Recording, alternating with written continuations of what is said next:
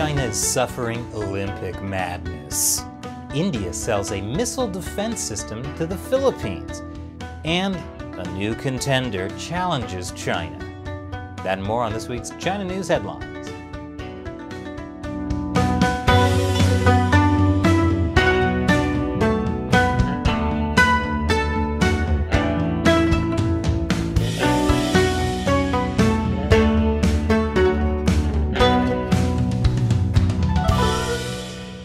Welcome to China Uncensored. I'm Chris Chappell.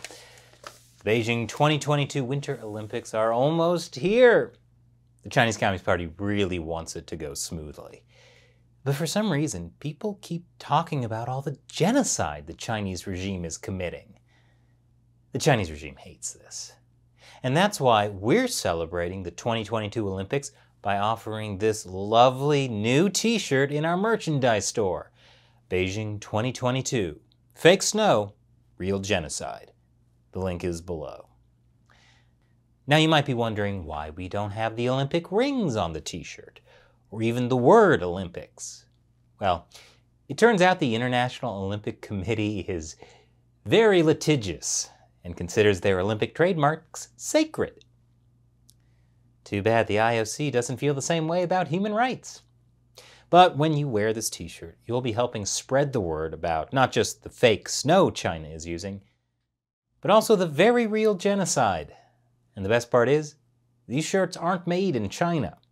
So visit chinauncensored.tv/merchandise by clicking the link below. But speaking of ignoring genocide, Chamath Palihapitiya. He owns a stake in the NBA team, the Golden State Warriors. And here are his thoughts on the Uyghur genocide. Nobody cares about what's happening to the Uyghurs, okay? You bring it up because you really care, and I think that's nice that you care. The rest of us don't care. I'm just telling you a very hard... Wait, you're saying you personally don't care? I'm telling you a very hard, ugly truth, okay? Of all the things that I care about, yes, it is below my line. Okay? Of all the things that I care about, it is below my line. That obviously caused a huge backlash, because guess what, you jerk? A lot of people do care about the Uyghurs.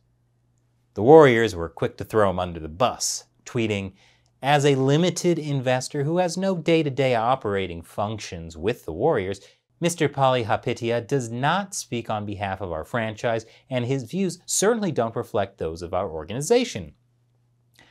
Notice how they don't say which of his views, or mention the Uyghurs, China, or genocide. Because the sad truth is, in a way, Palihapitiya is right. The NBA's silence on China proves it's less interested in human rights than the bottom line. And it's not just the NBA. Why do we do any business with a country committing genocide? Because at the end of the day, a lot of people really do care more about their own bottom line than some faraway ethnic group's basic human rights. Not me, though. That's why I made the very unprofitable decision to call attention to China's human rights atrocities. What I'm trying to say is, please buy my t-shirt. But the Olympics look like they're heading for trouble. Omicron is raging throughout China, and people aren't even buying China's claims that the Omicron outbreak in Beijing came from Canadian mail. Look, I like blaming things on Canada as much as the next guy, but that's too far even for me. China has now canceled Olympic ticket sales now that cases have been found in Beijing, which is actually perfect because now tickets will only be distributed to a selected group of spectators. So no pesky troublemakers can get in, especially not all those prominent activists who are being rounded up and detained ahead of the games. The International Olympic Committee responded to those abuses by saying, but there's still the problem of those foreign athletes who apparently have to come compete in the Olympics. Look, I've been saying from the start that the Chinese Communist Party should encourage Olympic boycotts.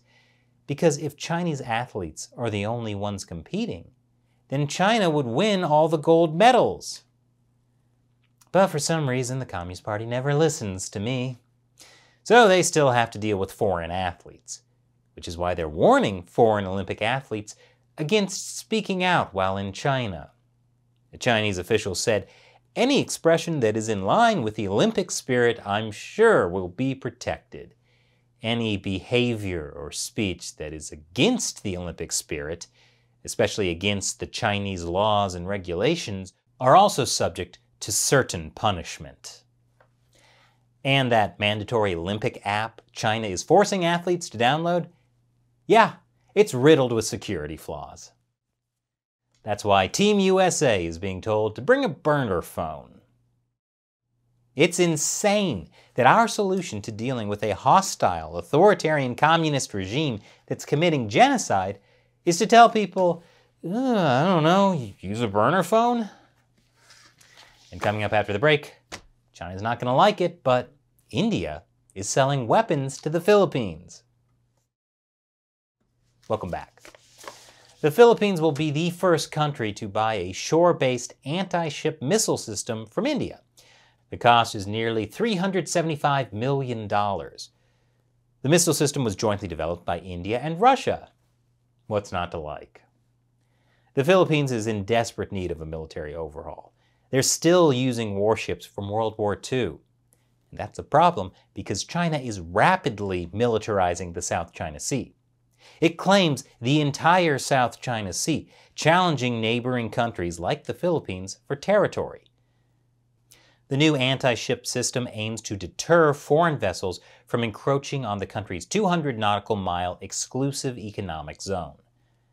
Recently, the Philippines had to tell China to back off from encroaching on its EEZ. Maybe with a little more firepower behind it, the Chinese regime will get the message. The new missile system will top off the Philippines' Israeli-made Spike-ER missiles, its first ever ship-borne missile systems for maritime deterrence. And coming up after the break, I'm loving these Eastern European countries. Welcome back. If you've been watching, you know I'm a big fan of Lithuania. That's because it's been standing up to the Chinese Communist Party and supporting Taiwan. Lithuania's foreign minister said the whole EU needs to stand up to China. Needless to say, Lithuania is driving the Chinese Communist Party nuts. It's doing everything it can to bully Lithuania into submission by withdrawing officials and by essentially launching a trade war on the country. But according to Carnegie Europe, China's bullying of Lithuania is spurring European unity. And now, Slovenia is also standing up to the Chinese regime. China was shocked by Slovenia's plans to allow Taiwan to open a de facto embassy, and has condemned it. This is basically how the whole fight with Lithuania got started. And considering how we started the show, I'm glad to be talking about a country not selling out to China. Speaking of not selling out, Conflict of Nations World War III. Now, I have not played it myself, but I noticed this ad for the game floating around on Facebook. Notice anything? How about the fact that Taiwan has clearly invaded China, seized most of it, and is now calling it West Taiwan? They say life imitates art. I sure hope it does. It's the rise of the machines! Seriously, a Chinese property giant said its employee of the year was not a human, but an AI program. It's an AI-powered debt collector named Sui Xiaopan. At first glance, Sui is depicted as a beautiful young professional in her 20s. Why do I get the feeling we're not yet at the end goal for this technology? The Chinese Communist Party is all about replacing its mindless communist drones with actual mindless AI drones. Like the time China used an AI news anchor that was almost indistinguishable from a real human. If the news is fake, why not the anchor? Especially because China may soon be running out of people. China's birth rate fell to a record low last year, like the lowest in decades. The figure marks the lowest since 1960, when the Great Famine, caused by the CCP's Great Leap Forward campaign, killed an estimated tens of millions. So literally the only time the birth rate was lower is when everyone was starving to death because of botched communist policies. But at least China is mining a record amount of coal. Yep, Good thing China's working so hard to fight climate change. And in a reminder that China is a totalitarian regime like something out of a sci-fi dystopia, the Chinese Communist Party is running a program called Operation Skynet. Yes, Skynet, like in Terminator. This is not the first thing they've called Skynet. Apparently they really like the name for some reason. But the party used this different Operation Skynet to hunt down people who have fled China. And apparently it's been very successful. According to the NGO Safeguard Defenders, since its launch in 2014 as part of Xi Jinping's anti-corruption campaign, 10,000 are claimed to have been successfully returned from over 120 countries. China uses no legal means for this. They literally kidnap people from other countries, or they threaten their families in China if they don't return on their own. Swell guys, aren't they? And on a lighter note, a Chinese woman stuck in a 14-day quarantine center watched helplessly as her home surveillance cameras caught her dog tearing up her home. I'm glad we could end on a fun note instead of something like a woman watching helplessly as her home surveillance cameras caught healthcare workers killing her dog. Speaking of killing small animals, Hong Kong is killing 2,000 hamsters and other small animals because there was a Delta outbreak at a pet shop. Authorities saw two possible sources for these infections: that the virus had spread from the pet shop employee to the customer, the most common method of COVID-19 transmission, or that the humans might have been infected by animals. So, just in case COVID came from hamsters and not other people like it normally does, Hong Kong authorities will be killing all the hamsters in pet shops. Hong Kong authorities are also encouraging people to give up their own pet hamsters for humane disposal. Now, hamsters are being abandoned in the streets of Hong Kong. This is how the road into dystopia begins, isn't it? Hong Kong 2047. Feral hamsters roam the streets of the abandoned city. But some residents are resisting the Hong Kong hamster massacre. Maybe Hong Kongers feel some empathy for small, helpless creatures caged and forced to run on endless wheels? In any case, an underground operation is emerging to save abandoned hamsters, with foster cares taking them in and concealing them. One of the reporters for this article said they granted anonymity to hamster owners who were afraid their pets would be traced and taken away by authorities. Hong Kong was once the freest part of China, the only part with some semblance of free speech and democracy. And now, after the Communist Party's crackdown, people are afraid the authorities are coming for their hamsters. Yeah, I'm glad we're ending on a light note. And now it's time when I answer questions from you, my loyal 50-cent army. Fans of the show who support what we do through the crowdfunding website Patreon or the exclusive social media platform Locals.